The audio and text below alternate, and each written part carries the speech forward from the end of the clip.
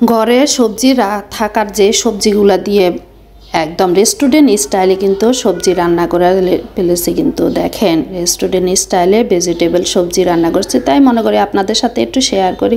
আমি এই পাতিলে পানি বসিয়ে রাখলাম, বসানোর পরে কিন্তু পানিটা বলক আসার পরে কিন্তু পেঁপে, গাজর, একটা আলু এগুলো একটু ভালোভাবে সিদ্ধ করে নিয়ে একটু বলক আসার পরে কিন্তু আমি এই যে স্বাদ অনুযায়ী লবণও দিতে হবে। হ্যাঁ, একটু লবণটা যদি এটার ভিতরে যদি না ঢুকে ভালো লাগে না সবজির ভিতরে, তাই একটু বলক আসার পরে কিন্তু একটু হালকা হয়ে আসলে কিন্তু আমি ফুলকপিটা দিয়ে দিব। ফুলকপিটা দেওয়ার পরে কিন্তু একটু ভালো করে একটু বলক আসার পরে কিন্তু এই সবজিগুলো নামিয়ে ফেলবো। নামিয়ে ফেলার পরে একটু পানিগুলো ছেঁকিয়ে নেব।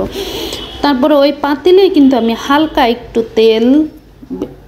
হালকা তেল দিয়েছি। কিন্তু আপনারা বাটার ঘি দিয়েও রান্না করতে পারবেন, আমি কিন্তু তেল দিয়ে রান্না করছি। আসলে কিন্তু এটাতে তেল না ব্যবহার করাটাই ঠিক। তারপরে রসুন, আদা কুচানো এগুলো একটু ব্রাউন করে আমি মাংস ছোট ছোট কিউব করে কিন্তু কেটে রেখেছি, ওইগুলাই কিন্তু একটু ভালো করে ভেজে নিব।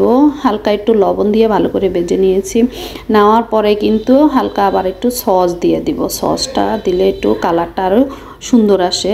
আর এটার কিন্তু স্বাদ কিন্তু একদম সাদা গোলমরিচের টেস্টটা আসবে। কিন্তু আমি সাদা গোলমরিচগুলো গুঁড়ো করে দিয়ে দিছি। তারপরে এখন এটা হয়ে আসার পরে কিন্তু আমি এই যে সবজিগুলো ঢেলে দিয়েছি। ঢেলে দেওয়ার পরে একটু ভালো করে ভেজে নিতে হবে। একটু ভালো করে নেড়ে ছেড়ে আমি 1 মগ পানি দিয়ে দিছি। 1 মগের বেশি পানি দেওয়া দরকার নাই, কিন্তু 1 মগের মধ্যে কিন্তু এখানে 250 গ্রাম পানি আছে। তারপরে এই যে বলক আসার পরে আমি ক্যাপসিকাম দিয়ে দিছি। ক্যাপসিকাম দেওয়ার পরে কিন্তু বড় বড় একটু কিউব করে পেঁয়াজ, কাঁচামরিচ এগুলো দিয়ে দিছি।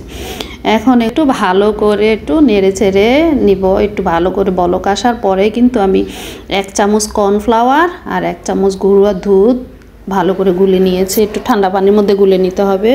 নেওয়ার পরে কিন্তু এটা গুঁড়া দুধটা দেওয়াটাই কিন্তু কালারটা অনেক সুন্দর হয়েছে। কিন্তু আসলে গুঁড়া দুধে কর্নফ্লাওয়ার কালারটা একদম পুরো সাদা, রেস্টুরেন্ট একটা ফেল হয়ে গিয়েছে। কিন্তু তারপরে এই যে বলক আসার পরে কিন্তু আমি এই যে কর্নফ্লাওয়ার আর গুঁড়া দুধ ঢেলে দিব।